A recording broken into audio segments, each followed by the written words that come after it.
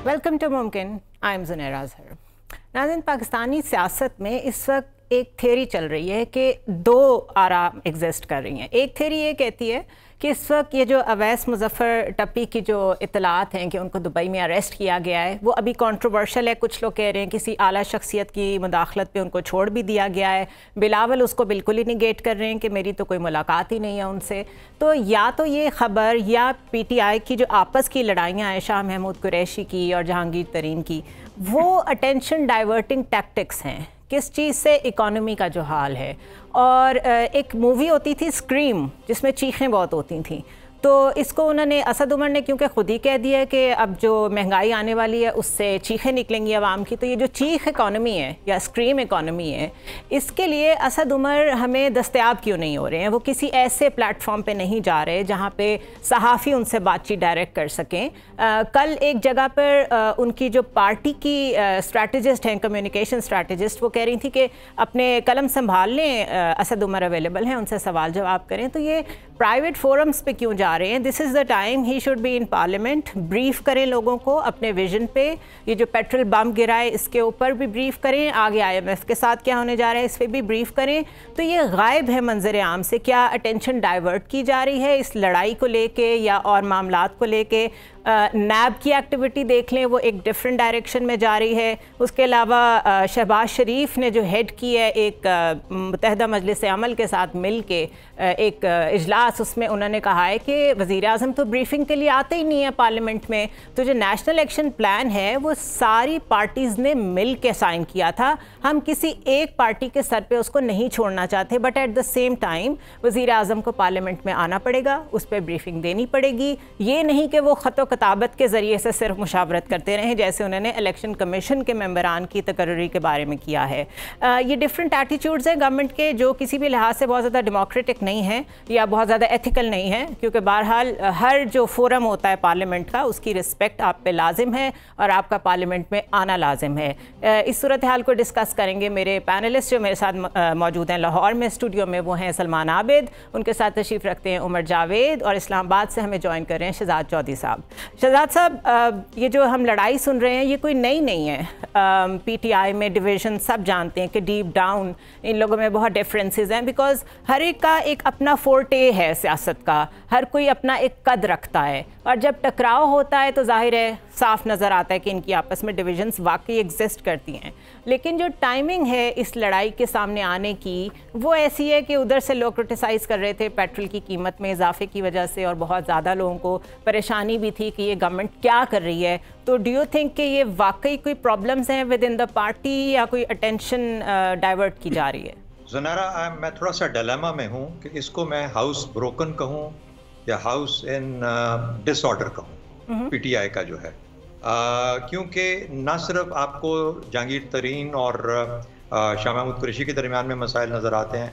आपको पता है कुछ अर्सा पहले, बल्कि कल ही सलमान आबिद साहब बात कर रहे थे कि यहाँ पर पंजाब के अंदर 3-4 पावर हाउसेज हैं, और उनके बीच में भी अलीम खान को एक तरह से निकाल के ये कहा गया कि वो जो बहुत तंग कर रहे थे अपनी प्रेजेंस की वजह से, उनको भी नैब के हवाले कर दिया गया कि चलो इनको तो साइड लाइन करो। अब उसमें कौन कौन शामिल है ये एक और मसला है। पंजाब अपने तौर पे एक मुश्किल उधर वहाँ पर सेंटर में तो अपने क्या नाम है, असद उमर साहब और दूसरे अब्दुल रज़ाक साहब, अब्दुल रज़ाक साहब, इनकी आपस में, रज़ाक दाऊद साहब, इनकी आपस में नहीं बन पा रही है। ये आपस में काफ़ी एक दूसरे से उलझते हैं। और साथ ही साथ मिनिस्टर ऑफ पेट्रोलियम जो है गुलाम सरवर खान, वो मुकम्मल तौर पर ऑन अ लिम्ब एब्सोल्युटली अपनी एक एंटायर एम्पायर चला रहे हैं। अच्छा, अब ये इस हालत है ये PTI की। अपनी तमाम के तमाम वज़रा देख लीजिए, ये कोर बनता है आपकी इकोनॉमिक पॉलिसी का।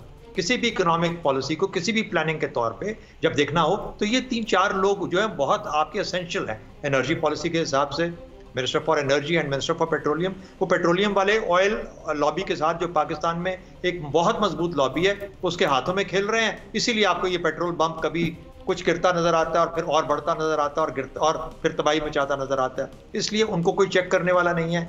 और इधर से रज़ाक दाऊद साहब और असद उमर साहब की बदकिस्मती से नहीं बन पा रही है। अब इस सारे मामले के अंदर इमरान खान का रोल क्या है? क्या इमरान खान इस चीज़ पे खुश हैं कि उनके नीचे के लोग आपस में लड़ रहे हैं और उनकी पार को कोई चैलेंज नहीं कर रहा? उनकी एक्सक्लूसिविटी जो है वो मेंटेन्ड है उस तरीके से। मेरा ख्याल है कि ये रियलाइज नहीं कर रहे कि पीटीआई तो शायद अगले इलेक्शन में जीते या वापस आए या ना आए, या पार्टी की कोई और शक्ल बदल जाए या कोई और पार्टी का लीडरशिप आगे आ जाए, लेकिन पाकिस्तान के ये 5 साल खुदा न खास्ता ज़ाया भी होंगे और पाकिस्तान को नुकसान भी बहुत पहुंचेगा। तो मेरा अपना ख्याल ये है कि it is basically PTI's own house in disorder, जिसको कि जल्दी से जल्दी ठीक करने की ज़रूरत है। पर एक इम्पॉर्टेंट और बड़ा लीडर वो होता है जो कि अपनी टीम को इकट्ठा रख के एक कोहेरेंस और इंटीग्रेटेड तौर तरीके से आगे ले जा सके। मुझे फिलहाल वो इमरान खान की तरफ से होता हुआ नजर नहीं आता। इसके जो फ्लिप साइड है, जो डाउन साइड है, जो इसकी हमें जो मार पड़ेगी वो बहुत गहरी हो सकती है इस मुल्क और इस कौम को। उसके लिए कम से कम उनको जरूर ख्याल करना चाहिए। ऑलराइट सलमान साहब, जैसे कि शहजाद चौधरी साहब कह रहे हैं कि इस वक्त बड़ा क्रिटिकल रोल है विद इन पीटीआई भी वज़ीर आज़म का, आपके ख्याल में वज़ीर आज़म को ये स्टेटमेंट देनी चाहिए थी कि तरीन साहब अगर बैठते हैं तो मेरी मर्ज़ी से और लोगों की मर्ज़ी से और लोगों की डिमांड पे बैठते हैं हमारी कैबिनेट की मीटिंग्स में? क्योंकि हमने माजी में मरीम नवाज़ पे बहुत क्रिटिसिज्म किया है कि वो कैबिनेट की मीटिंग्स में क्यों बैठते हैं। दूसरा, प्राइम मिनिस्टर बन के ये सिर्फ एक हॉट सीट तक महदूद होते हुए नज़र आते हैं, यानी पार्लियामेंट में नहीं आते हैं। अगर जलसों में जाते हैं तो वही पुरानी बातें करते हैं। हमें पॉलिसी ड्रिवन इनकी ना स्पीचेस नज़र आती हैं, ना इनका address to the media, talk to the press, you should talk to the press. और मोदी और ट्रंप पे तो बहुत ज़्यादा एजम्पशन एलिगेशन ही यही है कि वो लोग बात ही नहीं करते हैं लोगों से पॉलिसीज़ पे, तो ये भी तो वही कर रहे हैं। देखिए, जहाँ तक कैबिनेट के इजलास में बैठने का ताल्लुक है, मैं ये समझता हूँ कि इमरान खान साहब को एक बात समझनी चाहिए, ये कैबिनेट होती है, जो कैबिनेट के मेंबरान होते हैं, अगर आप इसमें जहांगीर तरीन को बिठाएंगे तो खुद आप एक क्वेश्चन को रेज कर रहे हैं। और इस पे इमरान खान साहब को, अगर आपने जहांगीर तरीन की एक्सपर्टीज से फायदा उठाना है तो वो कैबिनेट से पहले किसी इजलास में बैठ के उनके साथ ब्रीफिंग दी जा सकती है, बैक चैनल के साथ कर सकते हैं। लेकिन जब आप फ्रंट पे लाएंगे तो आपकी पार्टी के अंदर भी सवाल उठेंगे, आपकी अपोजिशन पार्टियां भी सवाल उठाएंगी और खुद मीडिया भी सवाल उठाएगा। मैं जैसे उठा रहा हूँ, आप जैसे उठा रही है, जैसे शहजाद साहब कह रहे हैं, उसकी वजह यह है कि इससे फिर लगता यह है कि आप कॉन्स्टिट्यूशनली अपनी गवर्नेंस को ऑपरेट करने के लिए तैयार नहीं है। लेकिन जब आपने खुद एक तय किया था कि जब पीएमएल पे क्रिटिसाइज करते थे तो आप कहते थे कि नॉन इलेक्टेड लोग हैं। अब जब आप एक ऐसा शख्स जिसको आपने डिस्क्वालीफाई कर दिया है और आप उसको लाके जब कैबिनेट में सुप्रीम कोर्ट ने, और आज कहा इमरान खान साहब ने कि वो फैसलों का एहतराम करते हैं अदालतों का, लेकिन हमने तो सिर्फ उनकी एक्सपर्टीज ली है। तो मैं कह रहा हूं कि एक्सपर्टीज लेने का तरीकाकार कुछ और हो सकता था, ये तरीकाकार ठीक नहीं है, एक बात। दूसरी बात देखिए, बुनियादी तौर पे जब भी आप गवर्नेंस को डिस्कस करेंगे तो गवर्नेंस में एक सीधी सीधी बात होती है कि उसकी कामयाबी की एक कुंजी ये होती है कि आपकी इंटरनल जो अरेंजमेंट्स हैं वो कितने सेट हैं। अब हमारा प्रॉब्लम यहाँ पर ये आ रहा है पीटीआई की हुकूमत का कि जो उनका इंटरनल अरेंजमेंट है वो डिस्ट्रक्ट है और उसमें लोग पार्टी के, उसमें लोग पार्टी से ज्यादा, नेशनल इंटरेस्ट से ज्यादा अपने अपने जो ग्रुपिंग है और अपने अपने जो इंटरेस्ट हैं उसके अंदर वो फंसे हुए नजर आ रहे हैं। अच्छा, अब देखिए, मैं तो आपको पता है सबसे ज्यादा तनकीद करता था प्राइम मिनिस्टर पे भी, नवाज शरीफ पे भी और शहबाज शरीफ पे भी कि वो पार्लियामेंट में नहीं जाते, इमरान खान भी नहीं जाते थे। लेकिन अब तो इमरान खान चीफ एग्जीक्यूटिव है ना, तो अब तो उनका काम बनता है ना कि वो पार्लियामेंट में जाएं, बाकायदगी से बैठें, और जैसे उन्होंने शुरू में कहा था कि वो क्वेश्चन आंसर सेशन करेंगे। अच्छा, मीडिया के साथ भी वो ओपन डिस्कशन नहीं करते, वो सिलेक्टेड लोगों से मिलते हैं, सिलेक्टेड लोगों से मिलते हैं, सिलेक्टेड कॉलमिस्टों से मिलते हैं। चले नहीं, शायद वो पसंदीदा ना हो, जो भी हो, लेकिन सिलेक्टेड लोगों को जब आप बुलाएंगे तो एक परसेप्शन बिल्ड होता है। I fully agree that, I endorse that. इसलिए वो ओपन होकर बात करें, सबको इनवाइट करें और अपनी पार्टी का जो इंटरनल, जैसे आज उन्होंने एक एक्शन लिया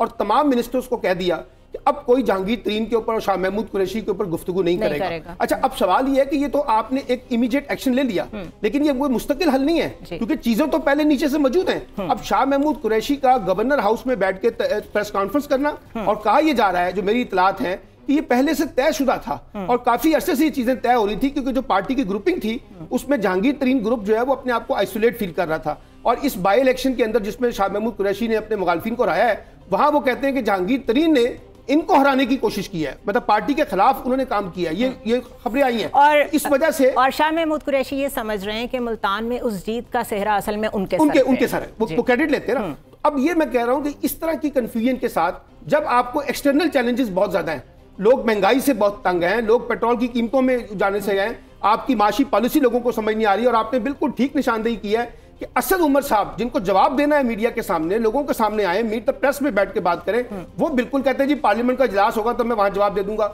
ये कोई डेकोरम स्टाइल नहीं है गवर्नेंस का। मैं ये समझता हूं कि पीटीआई को ये चीज सीखनी चाहिए कि जिस तरह से वो इस वक्त गवर्नेंस कर रहे हैं, अगर उनकी नीयत ठीक है वो अपनी जगह, लेकिन हमें तो नीयत से ज्यादा उस एटीट्यूड को देखना है, उस तर्ज अमल को देखना है, उस वे ऑफ को देखना है जो उन्होंने इख्तियार किया हुआ है। तो उस पर काफी क्वेश्चन लग रहे हैं पीटीआई के ऊपर, और ये मैं आपको बताऊं इसकी प्राइम रिस्पांसिबिलिटी इमरान खान के ऊपर आती है, क्योंकि लोगों ने इमरान खान को वोट दिए हैं, इंडिविजुअल्स को वोट नहीं दिए। लोगों की एक्सपेक्टेशन भी इमरान खान साहब से है, इसलिए उनको अपने प्रॉब्लम ये हुई है from what Salman Abid is saying कि यूं लगता है कि पीटीआई के अंदर भी खुद मीडिया में भी और लोगों की सारों की नज़रें सिर्फ प्राइम मिनिस्टर पे हैं कि he is the central figure.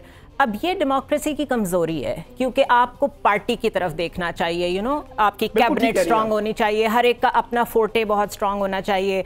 और इमरान खान की हम प्रायोरिटीज़ और उनकी पसंद जब देखते हैं, उनको मलेशिया बहुत पसंद आता है, उनको टर्की, उनको चाइना जहाँ authoritarian to some extent authoritarian rule है, उनको वो पसंद आता है। तो क्या वहाँ पे माइंड सेट ये पर प्रिवेल कर रहा है और हमने भी आहिस्ता आहिस्ता आवाम ने भी एक्सेप्ट कर लिया कि बस इमरान खान है तो सब कुछ है, जब उन्होंने रोक दिया लड़ाई से तो चीज़ें रुक गई? क्या हम इस लेवल पे पहुँच गए? देखिए ज़रा, सबसे पहले हमें ये बात समझनी होगी कि जो सियासी जमात जितनी ज़्यादा बड़ी होती है उसका हजम इतना ज़्यादा बड़ा होता है, उसमें इख्तलाफात भी फिर बहुत ज़्यादा होते हैं हर सियासी जमात में। बड़े सगीर की सबसे पुरानी बाकायदा सियासी जमात जैसे कांग्रेस पार्टी थी, उसके अंदर वाज़े तौर पर पार्टीशन तक 47 तक वाज़े इज़हारात होते थे, कोई बाएं बाजू का, कोई रैशनलिस्ट, मैं वही आने वाला हूँ। मुस्लिम लीग के अंदर आप देख लें 1906 के बाद से 1947 तक मुख्तलिफ, कोई प्रो ब्रिटिश होता था, कोई कांग्रेस से बात करना चाहता था, कोई एंटी कांग्रेस रुझानात रखते थे। लेकिन जिस तरह पीपल्स पार्टी को आप देख लें, भुट्टो साहब की काबीना के अंदर वाज़े तौर पर शेख मोहम्मद रशीद, मेराज खान, डॉक्टर मुबशर साहब, ये बाएं बाजू का ग्रुप होता था। कौसर न्याजी साहब जो है थोड़ा सा जरा वो किताबत पसंद कंजर्वेटिव ग्रुप होते थे। लेकिन ये लड़ाइयाँ होती थी नजरियाती। अब जो है लड़ाइयाँ हो गई हैं सियासी जमातों के अंदर मुफादात की। अब आप यही देखिए शाह कुरैशी साहब और जहांगीर तरीन साहब का मामला देखिए, ये दोनों जब तहरीक इंसाफ में शामिल हुए थे तो ये दौर था पोस्ट अक्टूबर 2011। पोस्ट अक्टूबर 2011 दौर किया था जब पाकिस्तान में पीटीआई का जलसा हुआ था।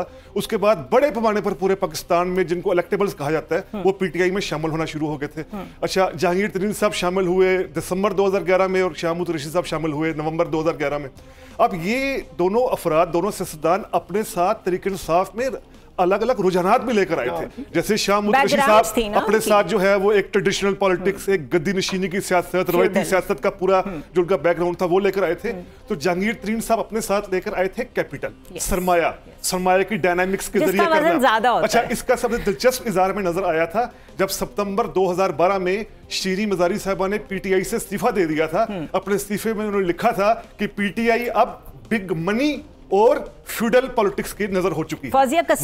वो बिग मनी का मतलब जहांगीर तरीन साहब और वो फ्यूडल और सरदार का रुझान जो है शाह कुरैशी अपने साथ अलग रुझानात लेकर आए थे। अब मैं इसको दिखावा लड़ाई को इसलिए नहीं कहूंगा कि इस लड़ाई का एक बैकग्राउंड है शाह कुरैशी साहब की, और टाइमिंग्स उसकी टाइमिंग से भी हम बात समझ आ जाएगी। आप याद कीजिए 2018 के इंतखाबात में शाह कुरैशी साहब ने मुल्तान से कौमी असम्बली की NA 156 की निशस्त के साथ साथ सूबाई असम्बली की PP 217 की निशस्त से भी इंतखाब लड़ा। वो कहते हैं जहांगीर तरीन हराया। हाँ, मैं उस तरफ आने वाला। अच्छा, उस इंतखाब से पहले शाह कुरैशी साहब का जब इरादा नहीं था PP 217 से इंतखाब लड़ने का, तो वो सलमान नईम साहब को सपोर्ट कर रहे थे। अच्छा, फिर इंतखाबात करीब आए तो उन्होंने ये सोचा कि MPA बनना भी जरूरी है, कल कलां को वज़ारत आला का भी चांस बन सकता है। उन्होंने खुद फिर इलेक्शन कॉन्टेस्ट किया और जो सलमान नईम साहब थे उनको बैक करना शुरू कर दिया जहांगीर तरीन साहब ने इंतखाबात में।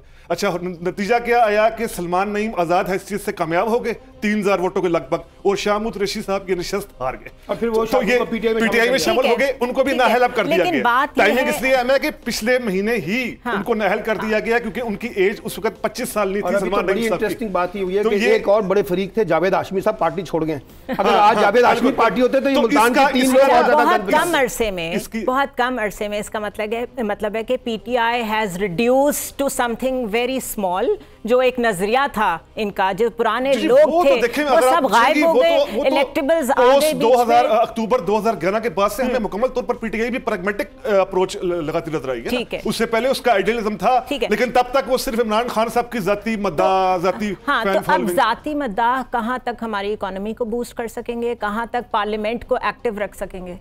नहीं, देखिए ये अब बहुत अहम मामला आता है ना, क्योंकि यहाँ पर ना चलना है आइडियलिज्म, ना चलना है किसी किस्म का, और जिस तरह वो कहा जाता है ना कि करप्शन के दम पर अपोजिशन करना, तो करप्शन के नारे लगाकर एंटी करप्शन वो जलसे धरने तो हो जाते हैं, लेकिन हुकूमत करने के लिए, गवर्नेंस करने के लिए ठोस पॉलिसियां चाहिए होती हैं, संजीदा होमवर्क चाहिए होता है, जिसका हमें मुकम्मल तौर पर फुकदान नजर आ रहा है, मुकम्मल तौर पर। ठीक है, ठीक है, मुझे ब्रेक लेनी है, लेकिन मुझे याद आ रहा है कि कंटेनर पे चढ़ के जो इमरान खान हमें नजर आते थे, उसमें एक बहुत बड़ी वजह उनकी सपोर्ट जो जनरेट हुई वो था उनका people to people, one on one contact लोगों के साथ। ना सिर्फ वो पार्लियामेंट में गायब है, बल्कि वो वैसे भी लोग फील करते हैं कि कोई बहुत बड़ा मौका हो जाए तो एक 5 मिनट की तकरीर सिर्फ वज़ीर आज़म फरमाते हैं, शायद 5 मिनट भी ज़्यादा है।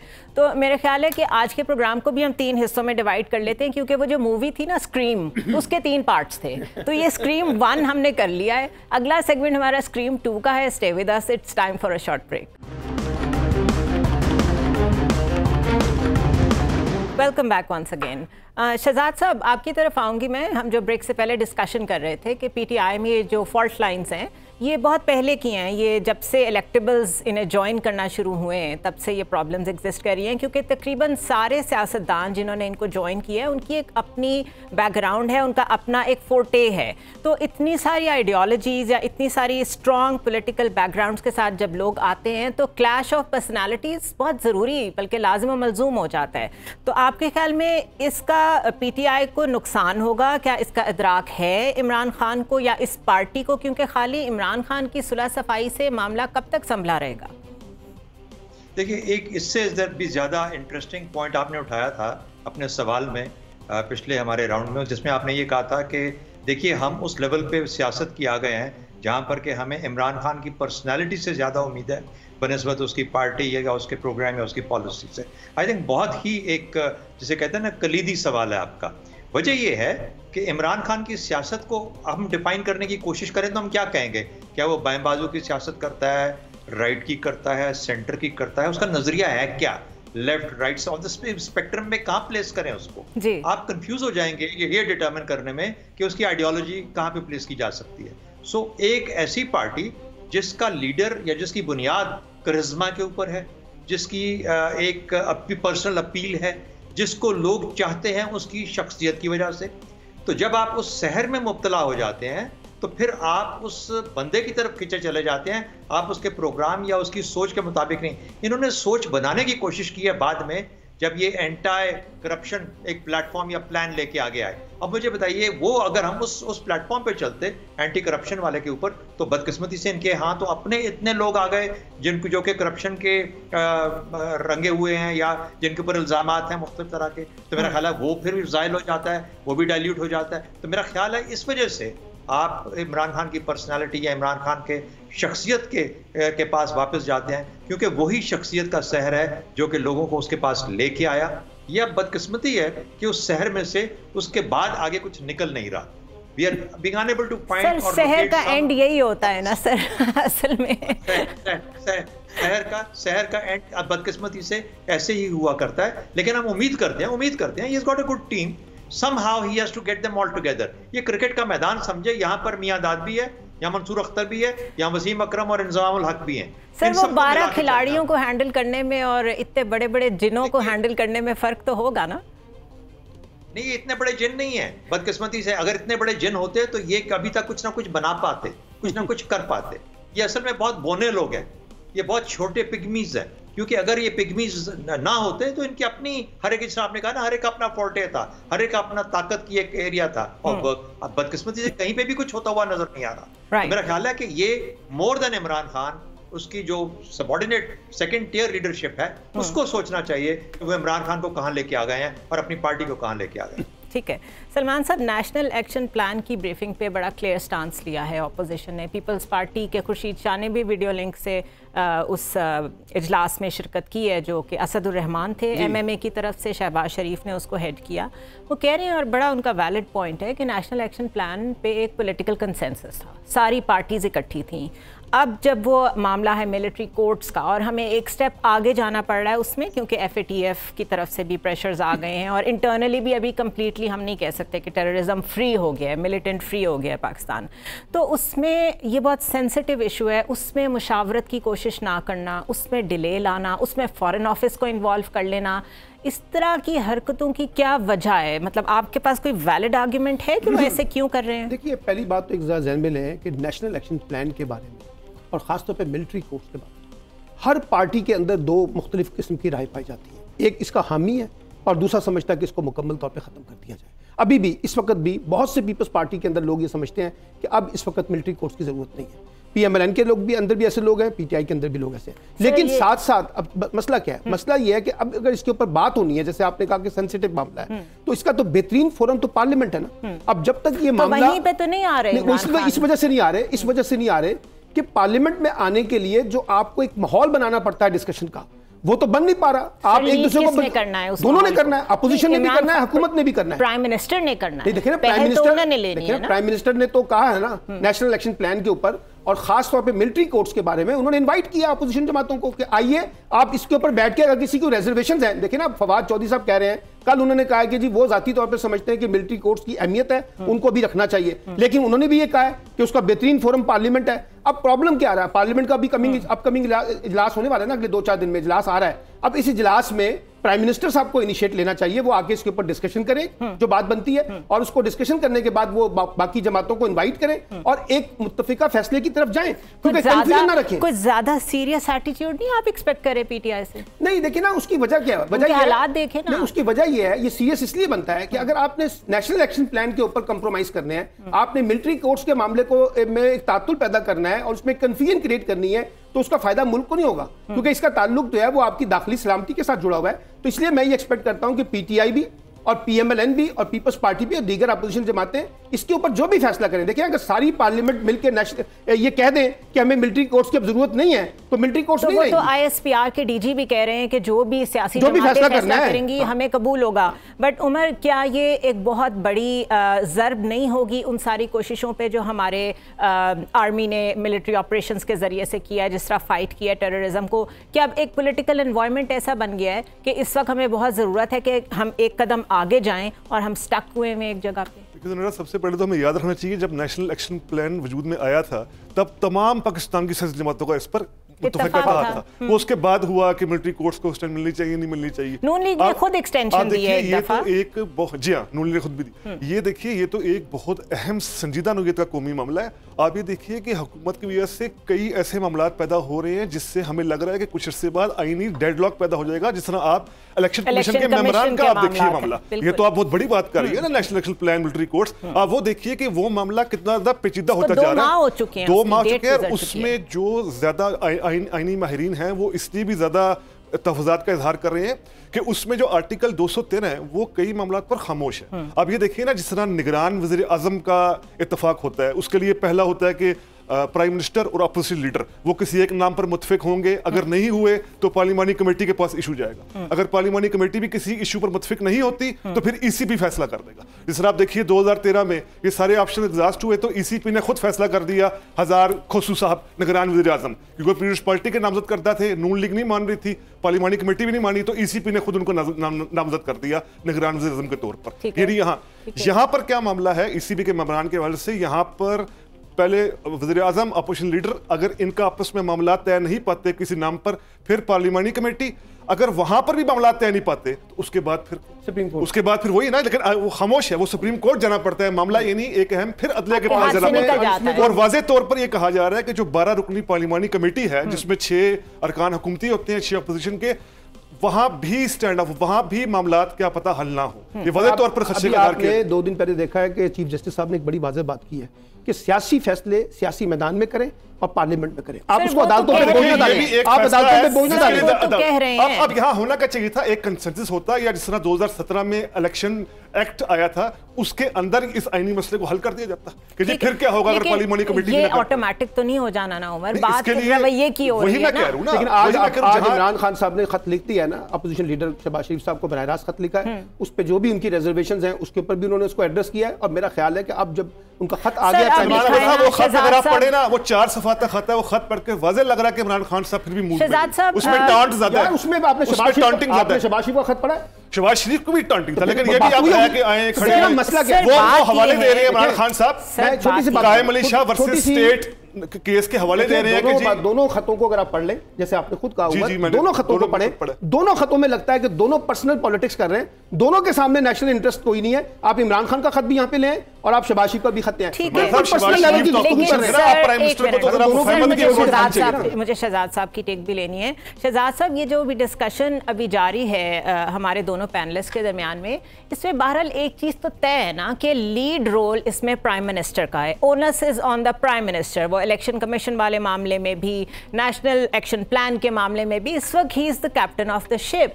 अगर वो हमें यहाँ पे अपने आप को डिफेंड करने का मौका ही नहीं देते कि वो खड़े होकर कह देते हैं कि 18वीं तरमीम ने वफाक को कमज़ोर किया है, और हम सब कहते थे कि पीपल्स पार्टी बहाने बना रही है 18वीं तरमीम का नाम ले लेके, असल में अपनी करप्शन छुपाना चाहती है। ये इतने कमज़ोर वज़ीर आज़म है कि इनको नहीं पता कि ये क्या बोल रहे हैं। क्या इनके मुंह में अल्फाज डालने वाले लोग बेवकूफ़ हैं? इनके मशीर इन्हें मरवाना चाहते हैं? क्या ये बोलने से पहले सोचते नहीं हैं? आप क्या कहेंगे इस बारे में? देखिए, 18वीं तरमीम का जहाँ तक ताल्लुक है उसके ऊपर सवालात हैं, और उन सवालात की जो तारीख है, वो जब से 18वीं तरमीम बनी है उनके बारे में सवालात उठाए जा रहे हैं कि 18वीं तरमीम का असल मकसद क्या था। गो कि इसका जो चेहरा है 18वीं तरमीम का, वो एक बेहतर बैलेंस ऑफ पावर है बिटवीन द फेडरेशन एंड उसके यूनिट्स के अंदर, लेकिन दर हकीकत ये एक ऐसी शील्ड भी है जो कि कहीं पे फॉर एग्जांपल कुछ सूबों को या किसी एक सूबे को वो शील्ड प्रोवाइड करती है कि उसके अंदर जो कुछ हो रहा है उसको कोई और क्वेश्चन ना कर पाए। ये वो ताकत है। अब वहाँ पर सवाल यही आ जाता है, जिस तरीके से आज अमेरिका में बहस हो रही है, कि एक अगर सदर मिसकंडक्ट का हामिल होता है तो उसको फिर किस तरीके से हटाया जा सकता है, हटाया भी जा सकता है या नहीं हटाया जा सकता है। बहुत बड़ा कॉन्स्टिट्यूशनल क्राइसिस इस वक्त अंडर डिबेट है अमेरिका में। यही हाल हमारी 18वीं तरमीम का किसी ना किसी आगे जाके किसी ना किसी वक्त में होने वाला है, क्योंकि इस पर डिबेट आएगी, बहुत ज्यादा आएगी। ये 18वीं तरमीम का मामला हो गया। सर ठीक है, 18वीं तरमीम का मामला आप जो कह रहे हैं, आप बिल्कुल ठीक कह रहे हैं कि इसके ऊपर रिजर्वेशंस हैं, बट द थिंग इज के पार्लियामेंट में क्या इनके पास इतनी नंबर गेम स्ट्रांग है कि ये उसके ऊपर बातचीत करके उसको रोल बैक कर सकें या चेंज कर सके? इसीलिए 18वीं तरमीम को सरे-दस्त तो कोई खतरा नहीं है, लेकिन इस पे बहस को रोका नहीं जा सकता और ना ही रोका जाना चाहिए। ये बहस जारी रहनी चाहिए हम लोगों के बीच में कि 18वीं तरमीम की अफादियत क्या है, और अगर हमने इसको बेहतर करना है, इस फेडरेशन ने बेहतर करना है, तो इस फेडरेशन को क्या कुछ करना पड़ेगा 18वीं तरमीम में बेहतर करने के लिए। ये बहस जारी रहेगी। ठीक है, मुझे चेंज नहीं कर सकते। जी बिल्कुल, मुझे ब्रेक लेनी है, मुझे ब्रेक लेनी है। शहजाद आपकी तरफ वापस आऊँगी ब्रेक के बाद, लेकिन डिबेट हम यहाँ से दोबारा से रिकनेक्ट करेंगे कि अगर फेडरेशन ने चीज़ों को वापस अपने कंट्रोल में लेना है तो उसमें फेडरेशन को कुछ ना कुछ डिलीवर करके दिखाना पड़ेगा, ऐसा जो सूबे नहीं कर पा रहे हैं। क्या हमारी फेडरेशन वो सब कुछ कर रही है? I will talk to you in the next section. Stay tuned. Welcome back once again. मेरे सामने एक ख़बर है जिसमें स्टेट बैंक ऑफ पाकिस्तान की जानिब से मुनक़दा एक तकरीब है जिसमें वज़ीर ख़जाना असद उमर ने सहाफ़ियों से बातचीत की और उन्होंने कहा कि हम अपोजिशन के साथ ये बहस करने को तैयार हैं कि जो पिछली हुकूमतें थीं उसके मुकाबले में तो हमने कीमतें बिल्कुल भी ज़्यादा नहीं बढ़ाई हैं। वो कहते हैं कि 2018 में महंगाई में इजाफा 2008 और 2013 में साबिक हुकूमतों के पहले साल के मुकाबले में कुछ भी नहीं है। और वो कहते हैं कि हुकूमत को मुत्तहिदा अरब अमारात से $2 अरब, सऊदी अरब से $3 अरब, चीन से 2.1 अरब डॉलर वसूल हो गए हैं और हमें यकीन है कि एक्सचेंज रेट तवाज़ुन बरकरार रखेगा। मुझे ख्याल ये आ रहा था शहजाद साहब ज़रा रहनुमाई फरमाएं कि ये इतने सारे पैसे एक तो किधर हैं और किन चीज़ों पे इनका यूज़ होगा। दूसरा, वो जो नैब बहुत सारे पैसे इकट्ठे कर रही है वो किधर जा रहे हैं? क्या अगर हमारा ख़जाना बढ़ना शुरू हो गया है तो कुछ हमें पता तो चलना चाहिए कि उसका एक्सपेंस किधर हो रहा है, उसको किस पे फोकस कर रहे हैं? देखिए, जो नैब जमा करती है उसका कुछ हिस्सा तो नैब ले जाती है और ले जाती वो है। इतना और रुपयों में इतना कम रह जाता है कि वो बेचारे हमारे जैसे मुल्क के ऊपर जाके 98 अरब डॉलर का जिस पे कर्जा हो, बैरूनी कर्जा, वो कहाँ से बेचारे पूरे करते फिरेंगे इतने पैसे। तो मेरा ख्याल है सिर्फ नैब का काम तो नहीं, ये सर काम नहीं है, लेकिन मैं जानना चाह रही हूँ कि वो पैसे कहाँ जाते हैं। वो मैंने आपको बता दिया ना, मैंने आपको बता दिया कि कहाँ चले गए। अच्छा, अब आगे जहाँ तक ये देखिए, ये है इनका जो बैलेंस ऑफ पेमेंट का जो डिफरेंस था ना, ये जो अभी इन्होंने उधार लिया दोस्त मुल्कों से, वो उसको कवर कर जाएगा। लेकिन आने वाले अगले साल के अंदर मुश्किलात इसी तरीके से रहेंगी, बल्कि बड़ी हद तक और ऐड हो सकती हैं। उसके लिए अब IMF के पास इनको जाना पड़ेगा। बार सूरत ये ऐसी चीज़ें, देखिए ये ऐसी गेम नहीं है, फायर फाइटिंग के साथ इकोनॉमी नहीं चल सकती। मुझे तो इंटीग्रेटेड प्लान चाहिए असद उमर से अगले 5 साल का। मुझे ये बता दें कि IMF का जब काम शुरू होगा तो उसके बाद, और जो पैसा लिया है इन्होंने, उसका रिटर्न कैसे होगा वगैरह, और आगे कैसे लेके चलेगा, और ग्रोथ उसमें से कैसे ये निकालेगा। ग्रोथ जब तक नहीं निकालेगा इकोनॉमी में जान पड़ेगी। तो मेरा ख्याल है कि हमें एक इंटीग्रेटेड 5 साल का, 4 साल का, 5 साल का प्लान चाहिए। ये रोजमर्रा की हमें ब्रीफिंग के साथ हमारा कुछ नहीं बनता, ना ही हमें मांगनी चाहिए ब्रीफिंग्स। हमें सिर्फ एक चीज पे इंसिस्ट करना चाहिए कि हमें 5 साल का प्लान बना के ब्लूप्रिंट दे दें इकोनॉमी की रिकवरी का। भले 5वें साल में जाकर रिकवरी करे, लेकिन कुछ ना कुछ उसके बारे में जरूर होना चाहिए। Quickly on to your last question, क्योंकि बड़ा इंपॉर्टेंट वो इशू था। देखिए, आपने कहा ना ये जो इसके ऊपर मिलिट्री कोर्ट्स के ऊपर, खुदारा मिलिट्री कोर्ट्स छोड़ दीजिए, लेकिन ये पार्लियामेंट और ये गवर्नमेंट नेशनल एक्शन प्लान को डस्ट ऑफ करके किसी तरीके से अपना लें और उसको फॉलो करना शुरू कर दें। Take the military courts out of it. Military court का नुकसान इसलिए भी नहीं है ज्यादा कि जितनी 350 लोगों को फांसी मिली, उनमें से आधे तो जाके एक खास खुसूसी हाई कोर्ट से माफी ले लेते हैं, वो स्टे हो जाता है। इट इज सो सिंपल कि जिसको मिलिट्री कोर्ट सजा देता है, सजाए मौत देता है, वो जाके स्टे ले लेता है वहां से। तो इसलिए हाई कोर्ट जिंदाबाद जब तक है अवेलेबल। मिलिट्री कोर्ट इफेक्टिवनेस है या नहीं है, टेक इट आउट, इसको निकाल दो जी, ठीक है। नेशनल एक्शन प्लान को पकड़ लो, ठीक है, पकड़ लो, और ताकि मुल्क के अंदर से ये जो हमारी सस्टेनेंस है ना सफाई की, ये अपने तौर पे कायम रहे। सलमान साहब, नेशनल एक्शन प्लान का एक बहुत अहम नुक्ता था कि क्रिमिनल जस्टिस सिस्टम को एम्पावर किया जाएगा। शहजाद साहब कह रहे हैं कि आप निकाल दें, इसको बिल्कुल ही साइड पे कर दें, क्योंकि शायद इस पे इख्तलाफात बढ़ते हैं। हमारा मसला इस वक्त इख्तलाफात नहीं है, हर पार्टी इसको अपनी सियासत के लिए इस्तेमाल कर रही है, सब जानते हैं ये। अगर हमारा क्रिमिनल जस्टिस सिस्टम इस काबिल नहीं है कि वो ट्रायल कर सके बहुत सारी रीजंस की वजह से दहशतगर्दों का, तो हमें ज़रूरत है मिलिट्री कोर्ट्स की, और मिलिट्री कोर्ट्स ने अपनी लिटिल कैपेसिटी दे हैव उसमें डिलीवर भी किया है। क्या उसको निकाल देने से मसला हल हो जाएगा? देखिए, मसला बिल्कुल हल नहीं होगा। एक बात ध्यान में रखें, मैं ज़ाती तौर पे मेरी राय है कि नेशनल एक्शन प्लान के तनाजुर में जो मिलिट्री कोर्ट्स हैं, अभी भी हमें उसकी ज़रूरत है। उसकी वजह यह है कि आपकी जो फॉर्मल जुडिशरी है वो टेररिज्म से रिलेटेड मामलात के अंदर वो परफॉर्म नहीं कर सकी जो हम उनसे एक्सपेक्ट कर रहे थे, एक बात। और अभी भी क्योंकि आपकी अदालती इस्लाहात नहीं हो सकी जिसकी तरफ आपने निशानदेही किया है, और ख़ुद जुडिशल के लोग इस पर इत्तफाक करते हैं कि जो जुडिशल इस्लाहात होनी चाहिए थी उसके ऊपर पिछले 5 वर्षों के अंदर कोई बड़ा काम नहीं हो सका। दोनों बड़ी पार्टियों ने उसके ऊपर जो हमें रोल प्ले करना चाहिए था, जुडिशल रिफॉर्म्स करनी चाहिए थी, इंस्टीट्यूशंस को बिल्ड करना चाहिए था, आपके नेक्टा को बिल्ड होना चाहिए था, आपकी पुलिस को रीबिल्ड करना था, आपने इंटेलिजेंस एजेंसी के सिस्टम को बिल्ड करना था, वो काम आपने किए। अच्छा, अब उसने वो काम नहीं किए, इसलिए मैं अभी भी समझता हूं कि मिलिट्री कोर्ट्स की जरूरत है। लेकिन क्योंकि फैसला पार्लियामेंट ने करना है, सारी सियासी जमातें बैठ के तय कर लें, लेकिन नेशनल एक्शन प्लान के जो 20 पॉइंट्स हैं, इसमें किसी एक पॉइंट को निकालने से मसला हल नहीं होगा। आपको 20 पॉइंट्स को टोटलिटी के अंदर उसको डिस्कस करना है और उसमें एड्रेस करना है। फेडरल लेवल को अपना रोल प्ले करना है, प्रोविंशियल गवर्नमेंट्स को अपना रोल प्ले करना है, फिर आप लेके चलें। एक कमेंट में जो आपने अभी पढ़ा असद उमर के बारे में मैं कहना चाहता हूं।